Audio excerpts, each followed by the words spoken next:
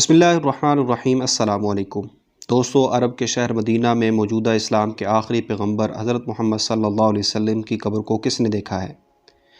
Video یا photo میں تو ہر انسان نے ضرور دیکھا ہوگا، لیکن دوستو آج کی اس تحریر میں ہم آپ کو اسلام کے آخری پیغمبر حضرت محمد صلی اللہ علیہ وسلم کی اس قبر سے جڑی ایک ایسے واقعے کے بارے میں بتائیں گے جسے سن کر آپ سبھی حیران ہو جائیں گے۔ ہم آپ کو آج کی اس تحریر میں دو ایسے خطرناک جاسوسوں کے بارے میں بتائیں گے جنہوں نے ایک بار پیغمبر حضرت محمد صلی اللہ علیہ وسلم کی قبر سے ان کے جسد اطہر کو نکالنے کی کوشش کی تھی۔ نہ صرف کوشش کی بلکہ سرنگ کے ذریعے ایک ایسا راستہ بھی تیار کر لیا تھا جو زمین کے اندر ہی اندر پیغمبر حضرت محمد صلی اللہ علیہ وسلم کی قبر تک پہنچتا تھا، اور اس کے ذریعے سے وہ اندر ہی اندر قبر تک پہنچنا چاہتے تھے۔ دوستو، یہ کہانی ہے 12ویں صدی کی، جب آج کے دور کے سیریا کے پورے علاقے پر سلطان نور الدین زنگی رحمہ اللہ کی حکومت ہوا کرتی تھی۔ آپ میں سے جو لوگ بھی سلطان نور الدین زنگی رحمۃ اللہ علیہ کو نہیں جانتے تو ہم بتاتے چلیں کہ سلطان نور الدین زنگی رحمۃ اللہ علیہ اس انسان کا نام تھا جسے مسلم ہسٹری میں سلطان صلاح الدین ایوبی کے بعد صلیبی جنگوں کا دوسرا سب سے بڑا ہیرو مانا جاتا ہے۔ ساتھ میں آپ کو یہ بھی بتاتے چلیں کہ صلیبی جنگیں ان جنگوں کو کہا جاتا ہے کہ جو مسلم اور عیسائی مذہب کے بیچ یروشلم شہر کو حاصل کرنے کے لیے لڑی گئی تھی۔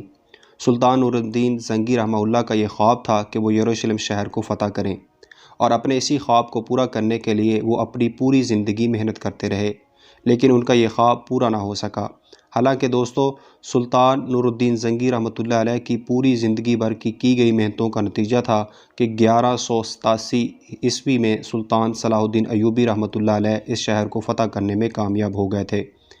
لیکن دوستو، ان تمام چیزوں کے علاوہ جس وجہ سے سلطان نور الدین زنگی رحمۃ اللہ علیہ کو تاریخ میں سب سے زیادہ یاد کیا جاتا ہے، وہ وہی واقعہ ہے جس کے بارے میں آج اس تحریر میں ہم آپ کو بتانے والے ہیں۔ ہوا یہ کہ ایک بار جب رات میں تہجد کی نماز ادا کرنے کے بعد سلطان نور الدین زنگی اپنے بستر پر سوئے، انہیں فوراً خواب نظر آیا۔ انہیں اپنے خواب میں حضرت محمد صلی اللہ علیہ وسلم کے ساتھ ساتھ دو لوگ اور نظر آئے، اور وہ دونوں ہی لوگ بوڑھے ہونے کے ساتھ بدصورت بھی تھے۔ سلطان نور الدین زنگی ابھی ان دونوں بوڑھوں کو دیکھ ہی رہے تھے کہ پیغمبر حضرت محمد صلی اللہ علیہ وسلم نے فرمایا کہ سلطان، ان دونوں کے شر سے ہماری حفاظت کرو، دونوں کی برائی سے ہماری حفاظت کرو۔ یہ سنتے ہی سلطان نور الدین زنگی ایک دم سے چونک کر اٹھ گئے اور گھبرا کر فوراً وضو کیا، اور 2 رکعت نفل نماز ادا کرنے کے بعد ایک بار پھر سے سو گئے۔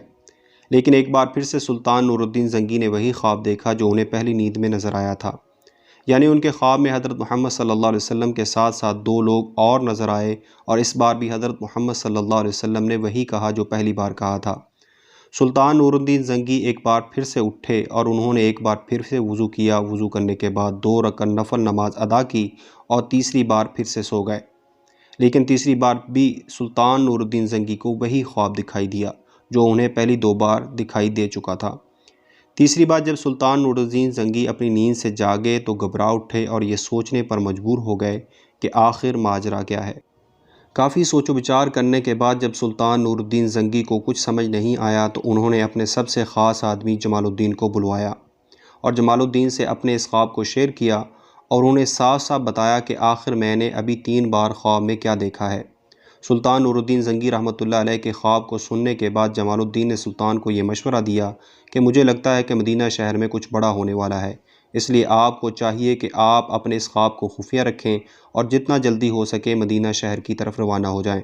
لہذا سلطان نے جمال الدین کے اس مشورے کو بہت سیریس لیا، اور صبح سورج نکلنے سے پہلے ہی جمال الدین کے ساتھ 20 اور لوگوں کو لے کر گھوڑوں پر سوار ہو کر مدینہ کی طرف نکل گئے۔ دوستو، سلطان نور الدین زنگی کو مدینہ پہنچنے کی کتنی جلدی تھی اس بات کا اندازہ صرف اس سے لگایا جا سکتا ہے۔ انہوں نے وہ سفر جو 23 سے 25 دن میں پورا کیا جاتا تھا صرف 15 دن میں پورا کر دیا۔ مدینہ پہنچ کر وہ سب سے پہلے مدینہ کے حاکم سے ملے، یعنی اس انسان سے ملے جو پورے مدینہ کے نظام کو سنبھالا کرتا تھا۔ مدینہ کے حاکم نے سلطان نور الدین زنگی کو یقین دلایا کہ اگر وہ دونوں بوڑھے انسان اس شہر میں ہوں گے تو ہم انہیں بہت جلد ہی پکڑ سکیں گے، اور ساتھ ہی ساتھ سلطان کو یہ مشورہ بھی دیا کہ اگر آپ انہیں پکڑنا چاہتے ہیں تو مدینہ کے سبھی لوگوں کے لیے آپ کو ایک دعوت کا انتظام کرنا چاہیے۔ لہذا سلطان نور الدین زنگی نے حاکم مدینہ کے مشورے پر مدینہ کے سبھی لوگوں کے لیے ایک بہت بڑی دعوت کا انتظام کیا، جس میں مدینہ کے رہنے والے ہر ایک آدمی کو بلایا گیا۔ دعوت کے بعد سلطان نے دعوت میں آنے والے ہر انسان کو اپنی طرف سے ایک ایک کر کے تحفہ دینا شروع کیا، اور اسی بہانے سے ان دو شکلوں کو پہچاننے کی کوشش کی جو انہیں خواب میں نظر آئی تھیں۔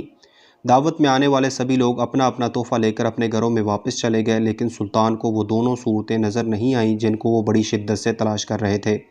سبھی لوگوں کے واپس چلے جانے کے بعد سلطان نے مدینہ کے حاکم سے پوچھا کہ کیا ابھی بھی مدینہ میں کوئی ایسا انسان رہ گیا ہے جو میری اس دعوت میں نہیں آیا تھا؟ اس پر مدینہ کے حاکم نے جواب دیا کہ ہاں، 2 ایسے فقیر ضرور ہیں جو ابھی بھی آپ کی دعوت میں نہیں آئے تھے،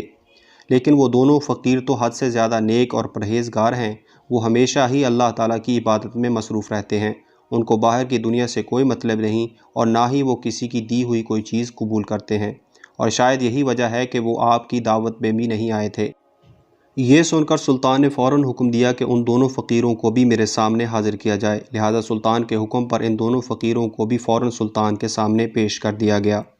لیکن جیسے ہی سلطان کی نظر ان دونوں پر پڑی، سلطان کے ہوش اڑ گئے، کیونکہ یہ دونوں تو وہی انسان تھے جنہیں سلطان نے اپنے خواب میں دیکھا تھا۔ سلطان نے ان دونوں سے پوچھا کہ آخر تم کون لوگ ہو اور اس شہر میں کہاں سے آئے ہو؟ اس پر ان دونوں نے جواب دیا کہ ہم مراکش کے علاقے کے رہنے والے ہیں، لیکن جب ہم یہاں حج کرنے کے لیے آئے تھے تو ہم سکون محسوس ہونے پر یہیں پر رہنے لگے تھے، تب سے لے کر آج تک لگاتار ہم اسی شہر میں ہی رہ رہے ہیں۔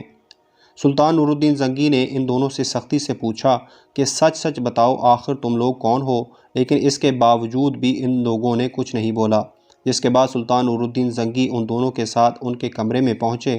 سلطان نور الدین زنگی کو ان کے کمرے میں قرآن کے کچھ نسخے اور اچھی کتابوں کے علاوہ کچھ نہیں ملا۔ پھر اچانک سلطان کی نظر اس چٹائی پر پڑی جو ان کے کمرے میں زمین پر بچھی ہوئی تھی۔ سلطان نے جب اس چٹائی کو ہٹایا تو اس کے نیچے ایک لمبی سرنگ موجود تھی، جسے دیکھ کر مدینہ میں رہنے والے سبھی لوگوں کے ہوش اڑ گئے، کیونکہ دوستو یہ کوئی عام سرنگ نہیں تھی بلکہ ایک ایسی سرنگ تھی جو کہ سیدھے پیغمبر اسلام حضرت محمد صلی اللہ علیہ وسلم کی قبر تک پہنچتی تھی۔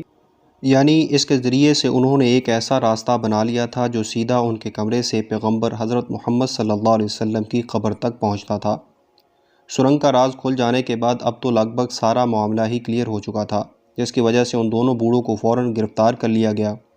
اور سلطان نور الدین زنگی نے ان دونوں سے بڑی سختی کے ساتھ پوچھا کہ اب بھی تم لوگ سچ نہیں بتاؤ گے؟ اس کے بعد ان لوگوں نے بتایا کہ ہم کوئی مسلمان نہیں بلکہ جاسوس ہیں، اور ہمارے بادشاہ نے مدینہ میں اس لیے بھیجا تھا کہ ہم یہاں سے پیغمبر حضرت محمد صلی اللہ علیہ وسلم کے جسد اطہر کو چرا کر لے جائیں۔ ان دونوں نے سلطان کو بتایا کہ وہ اس مقصد کے لیے پوری رات بڑی محنت کے ساتھ سرنگ کھودا کرتے تھے اور صبح کے وقت کھدائی والی مٹی کو چمڑے کے تھیلوں میں بھر کر مدینہ کے جنت البقیع نام کے قبرستان میں پھینک دیتے تھے۔ یہ سنتے ہی سلطان نور الدین زنگی رحمۃ اللہ علیہ غصے میں لال ہو گئے۔ انہوں نے فوراً ہی ان دونوں کا سر قلم کرنے کے آرڈر جاری کر دیا۔ اس کے بعد سلطان نور الدین زنگی نے پیغمبر حضرت محمد صلی اللہ علیہ وسلم کی قبر کے چاروں طرف ایک گہری خندق کھدوا دی اور اس پوری خندق میں سیسا پگھلا کر ڈال دیا گیا تاکہ کوئی دوبارہ انسان اس طرح کا ارادہ نہ کر سکے۔ بعد میں مصر کے بادشاہ رکن الدین نے اسی خندق کے اوپر ایک جالی کے ذریعے سے قبر بھی بنوا دیا تھا تاکہ قبر پر آنے والے لوگوں کو آگے بڑھنے سے روکا جا سکے۔ دوستو، ہم سب یہ جانتے ہیں کہ آج بھی حضرت محمد صلی اللہ علیہ وسلم کی قبر مبارک تک کسی بھی انسان کو جانے کی اجازت نہیں دی جاتی۔ اللہ جل شانہ کروڑوں رحمت نازل فرمائے۔ حضرت سلطان نور الدین زنگی رحمۃ اللہ علیہ کی قبر پر یہ سارا صحرا انہی کے سر جاتا ہے۔